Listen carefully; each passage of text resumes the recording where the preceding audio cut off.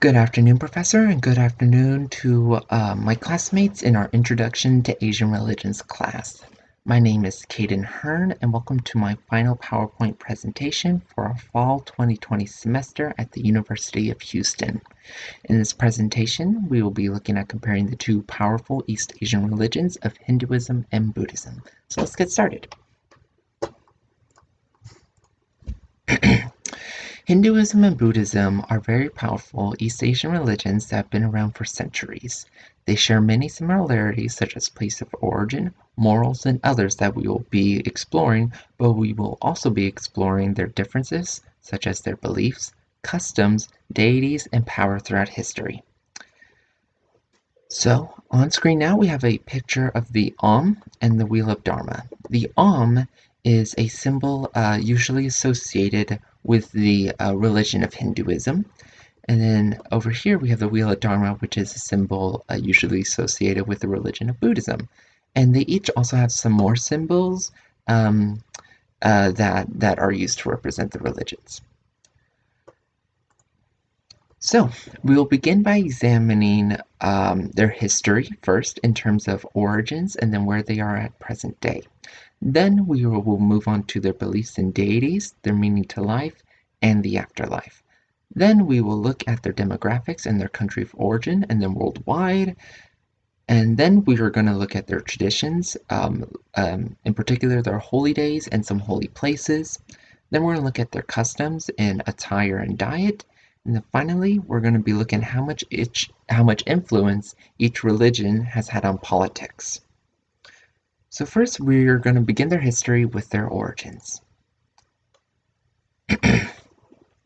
Hinduism started between 2300 BCE and 1500 BCE in the Indus Valley, which is now near modern-day Pakistan. It has no clear founder, but is instead a fusion of different beliefs and traditions that came together that culminated into the Hindu tradition. Looking at Buddhism, according to Buddhist texts, Buddhism started in the distant past with stories of the Bodhisattva or future Buddha. As an organized religion, however, Buddhism started with the birth and then death of Siddhartha Gautama in what is now southern Nepal in 566 BCE and 486 BCE respectively. Gautama was the first to achieve enlightenment and preach the teachings of Buddhism. And then after his death, his followers organized a religious movement that would grow into Buddhism. So on screen now we have two pictures of southern Asia. So here's what the Indus Valley is this a green shaded area between covering Pakistan and India. And then over here we have Nepal, and then Lumbini is where Siddhartha Gautama was said to have been born. So next we're going to look at their present day status. So today Hinduism is the world's third largest religion with 1.2 billion followers all over the world, including the United States and Great Britain. And then we have Buddhism, which is the world's fourth largest religion, right behind Hinduism, with 535 million followers. And then both Hinduism and Buddhism do have temples and followers in the West in key countries such as the United States and Great Britain. So looking at this chart, we can see that India is mainly Hindu, but looking worldwide, we can see that 32.8% of the entire world is Christian, making it the most dominant religion. And then we have Islam, Muslims, and then Hindu, and then Buddhism, and then other, and atheist, agnostic, and then the Jewish percentage. So next we're going to shift over to Hindu and Buddhist beliefs, starting with their deities. Hinduism has many gods and goddesses, all of who they believe are equal and manifestations of their supreme god Brahma, who is responsible for the creation of the world and all living things. Brahma is an abstract being only taking a physical form in order to receive worship. Buddhism, while acknowledging the existence of deities and spirits in Hinduism, Shinto, and other religions, focuses their worship and prayer on the figure of the Buddha who first achieved enlightenment, breaking free from the cycle of death and rebirth. This is not a worship of the Buddha as a person, but instead a reminder of the Buddha's journey to enlightenment and what all Buddhists should strive to achieve. And so on here we have a couple statues. So this first statue is a statue of the Hindu god Brahma, who created the universe and all living things. And being an incredibly powerful being, he has to tone down his power in order to uh, be in a form that moral humans can understand. But even then, he still has multiple arms and faces. And then over here is a statue of the Buddha. So next we're going to move on to Hindu and Buddhist meaning of life. So the Hindu and Buddhist meaning of life are very simple and the same. So it's a cycle. It's cyclical. There's birth, life, death, and then karma determines where we go after that. So after birth, we have our life, and throughout our life, we gain karma for our negative and positive actions. And then once we die, our amount of karma, both positive and negative, determine where we are sent to. There are heavens, we could be reincarnated again as a person or an animal, or we could go to, if we have a lot of negative karma, we could go to a hell where we have to pay for our karma, and then once we have used up all that bad karma, then we would be put back into the cycle. And we can see, again, this is the symbol used to represent Hinduism, and then this is the lotus flower, which is another symbol used to represent Buddhism. So now we're going to talk about the afterlife. Sorry. So Hindus and Buddhists share the same goal, to break free from the cycle of life and death and achieve what Hindus call moksha, or salvation, and what the Buddhists call enlightenment. In Hinduism, when you reach moksha, you become one with the Supreme Soul. In Buddhism, when you reach enlightenment, your soul is sent to a heavenly realm, never to be reincarnated again. So here we have a graph depicting the Hindu belief. So there's birth, life, death. And then this cycle is called samsara.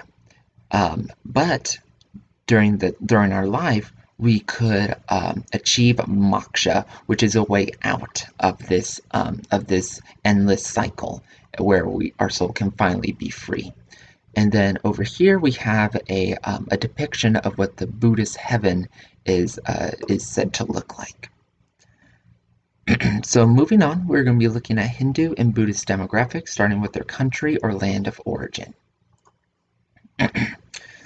Hinduism began in the Indus Valley, which is near modern-day Pakistan, but was a part of India at the time. So because this land is now split into two different countries, we're going to look at the demographics of both these countries, India and Pakistan. So the population of Hindus in India is 1,053,000,000, or 79.8% of the total population of India. The population of Hindus in Pakistan, however, is 3,626,000, or just 1.85% of the total population of Pakistan. Buddhism, like Hinduism, started in a place that was once a part of India, but is now a part of Nepal. The total population of Buddhists in India is 9,250,000, or just 0.8% of the total population. In Nepal, there are 3,080,000 Buddhists, or 10.3% of the total population. And so here we have another map of the Indus Valley, and here we can see Pakistan and India is here, and then here's another picture of northern India with Nepal and Lumbini, that city where Buddha was said to have been born. So now we're going to look at their influence over the world. So this is the same chart from earlier, but I wanted to bring it back up and go more in depth with this chart this time. So, as I said earlier, Hinduism is the world's third major religion with 1.2 billion followers, and we're going to look at the top 10 countries with the highest Hindu following. In descending order, we first have India with 1,053,000,000 followers, Nepal with 23,500,000, Bangladesh with 14,300,000, Indonesia with 4,400,000, Pakistan with 3,626,000, Sri Lanka with 2,671,000. Then we have the United States with 2,230,000. Then Malaysia with 1,949,850. Then we have the United Kingdom with 823,000, and finally Mauritius with 600,423. So looking at these countries, we can see that the highest population is India, which we can see just by looking at this graph. You know, the Hindu is this orange part, and it's the largest chunk here. Then we have Nepal, which is right above India, right here, and it's kind of hard to see because it's so small, but we can see that a majority of Nepal's population is Hindu. And then we have Bangladesh, which is right here, and we can see that even though the majority of Bangladesh is Muslim, there's still a large enough population of Hindus there with 14 million. Then we have Indonesia, which is down here, which again is a very small population. Pakistan over here. Sri Lanka, which... Oh, right here. Here's Sri Lanka, down here. Then we have the United States, which is over here, which is, we can barely see it since the majority of the United States is Christian, but it's still there, and it has been growing ever since the end of World War II. And then we have Malaysia, which is over, I think it's right there. I believe it's that country right there. And then we have the United Kingdom right here, and Mauritius, which I believe is also somewhere over here. So moving on to Buddhism, the world's fourth major religion with 535 million followers. So the top 10 countries for Buddhism are first China with 244,130,000.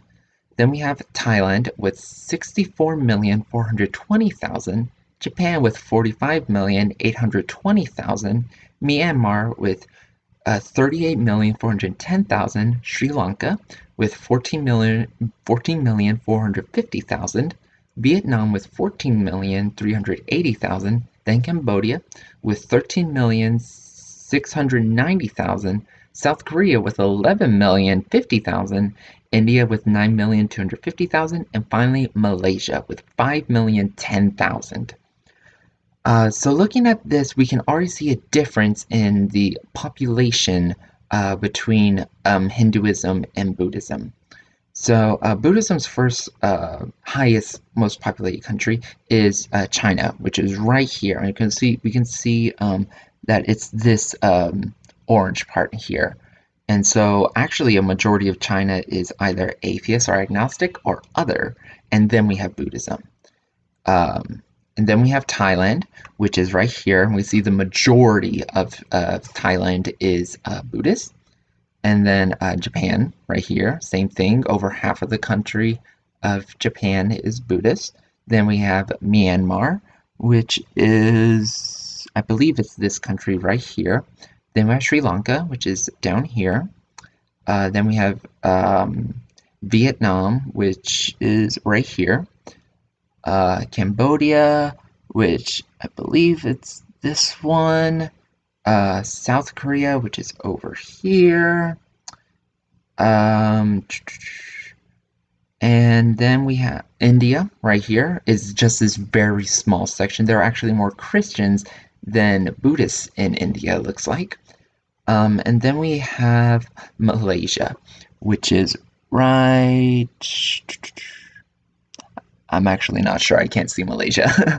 But so looking at these populations, we can see that the majority of Buddhists are concentrated in Southeast Asia, while Hindus are more spread out. We have Hindus in the United States, United Kingdom, Nepal, Bangladesh, Pakistan, whereas the majority of the populations of the country um, that Buddhists inhabit are Buddhist prominent.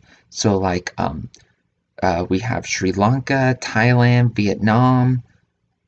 These countries have high populations of people, and most of them are Buddhists. Um, all right, so moving on, we're going to look at Hindu and Buddhist holy days. Hinduism has many sacred days, the most popular being Diwali and Nava, Navaratri. I'm sorry. Diwali or Dipavali is the festival of light. Diwali falls on the new moon between mid-October and mid-November. In South India, it is believed that on this day, Krishna killed the demon Narakasari and ensured that light always triumphs over darkness. In the north, Diwali celebrates the return of the god Rama to Ayodhya and his coronation. In Gujarat, it signifies the beginning of the new year.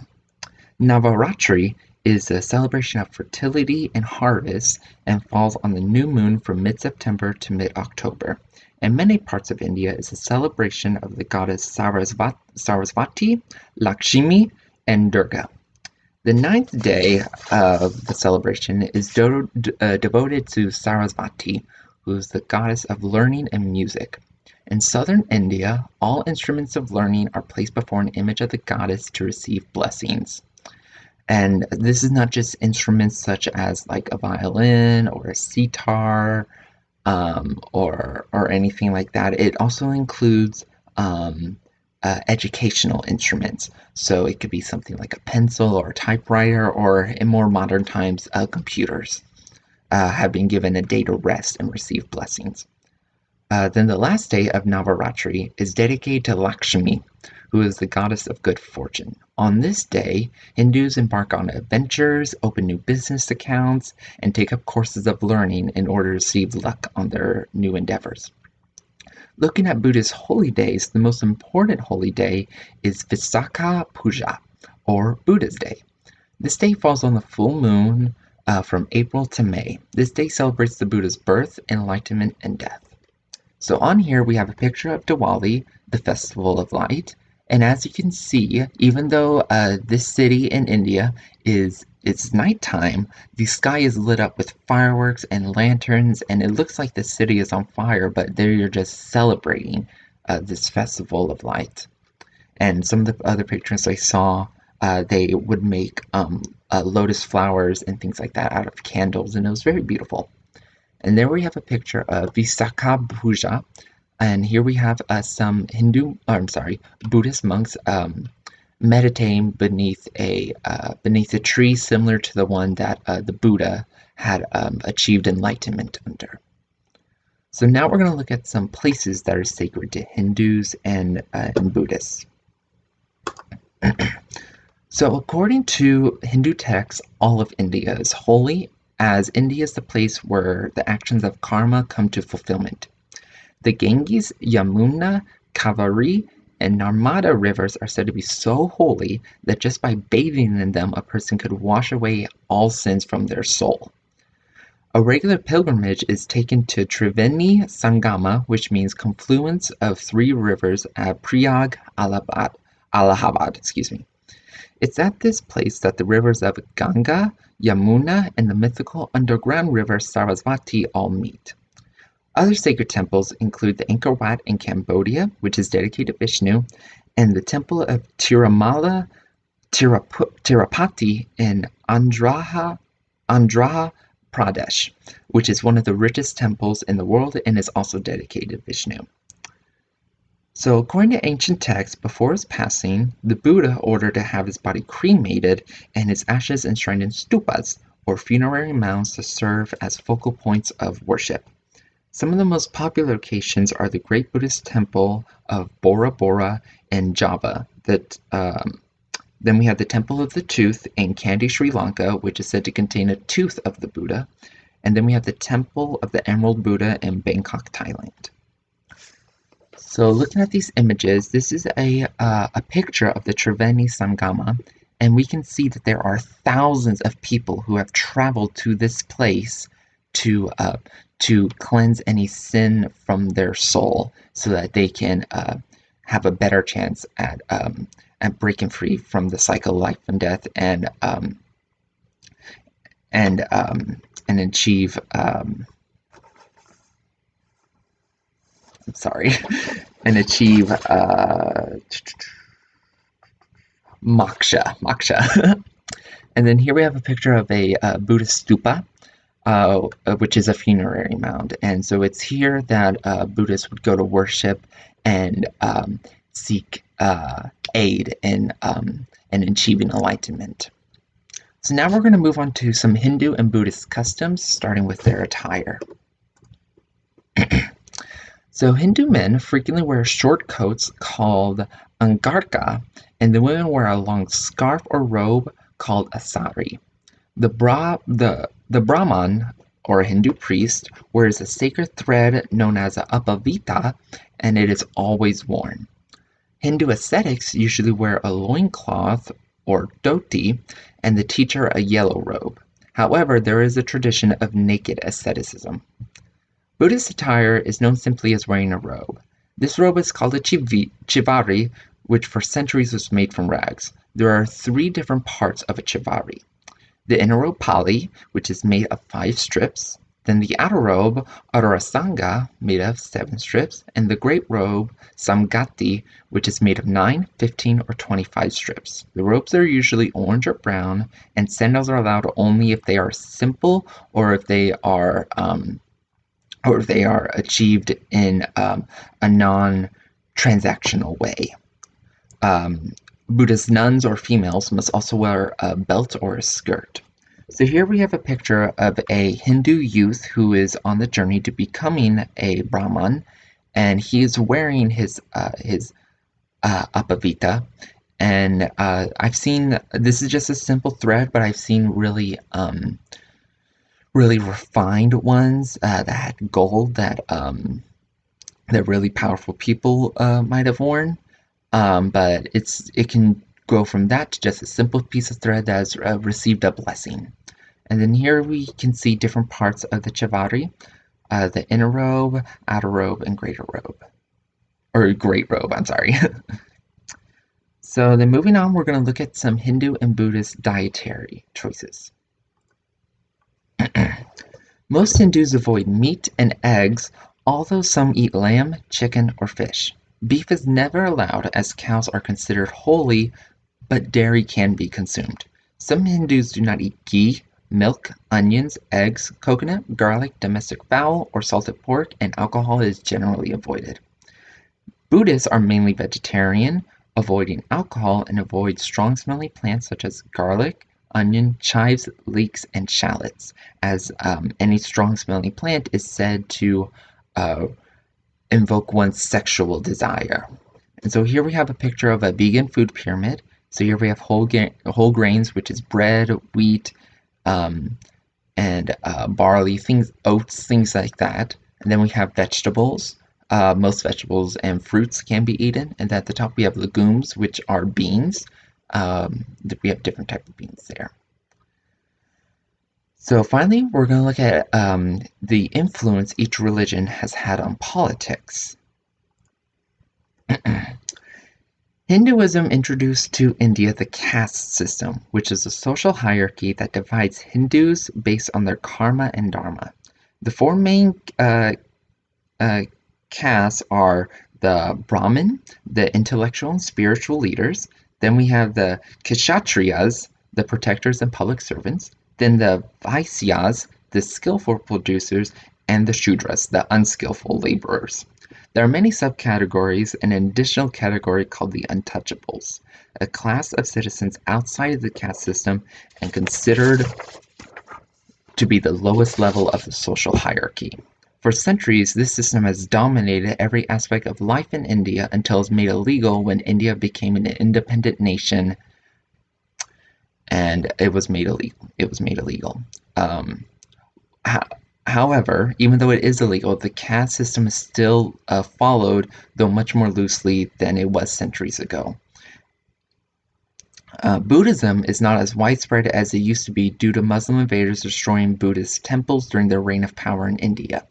However, the Dalai Lama is an important religious leader of the Tibetan Buddhists. The Dalai Lama is said to be the reincarnation of a past Lama who has agreed to be reborn again in order to help humanity achieve enlightenment. The Dalai Lama governed Tibet until the Chinese took control in 1959. There have been 14 Dalai Lamas throughout history, the current having been born in 1935. So here we have a picture of the caste system. So you have the Brahmin, the priests and academics, then the Kshatriya, the warriors and kings, the Vaishya, merchants, landowners, Sudra, commoners, peasants, and servants, and then at the very bottom we have the untouchables, outcasts out of the caste. We have street sweepers, latrine cleaners, and the untouchables. Even today, they are still very discriminated against in Indian society. And then we have a picture of the current Dalai Lama, who governs the greater Buddhist tradition. Alrighty, well, I hope I was able to. So, in conclusion, Hinduism and Buddhism are powerful religions, sharing deities, customs, and an afterlife. When it came to their origins, deities, meaning of life, died, and afterlife, they are very similar. Where they differed is how much influence they have had on the world, their holy places, holy holidays, and attire. Hinduism is a much older religion based upon many different traditions and has more followers, while Buddhism is an organized religion started much later, was born out of a single person and his teachings, and while has many followers all over the East and West, does not have as many followers as Hinduism. So I hope I was able to share some valuable information about Hinduism and Buddhism with you all. If you have any questions, please feel free to comment them down below in the comment section, and I'll be sure to look at them. Thank you so much for your time and have a great evening. And at the end here, I have a list of the resources I use. I used Briticana, I used this book, Eastern Religions, Origins, Belief Practices, Holy Texts. I used this country, worldpopulationreview.com. This website was very useful in gathering this information. I also used the history.com, again, very useful. And then these two websites were about the dietary choices.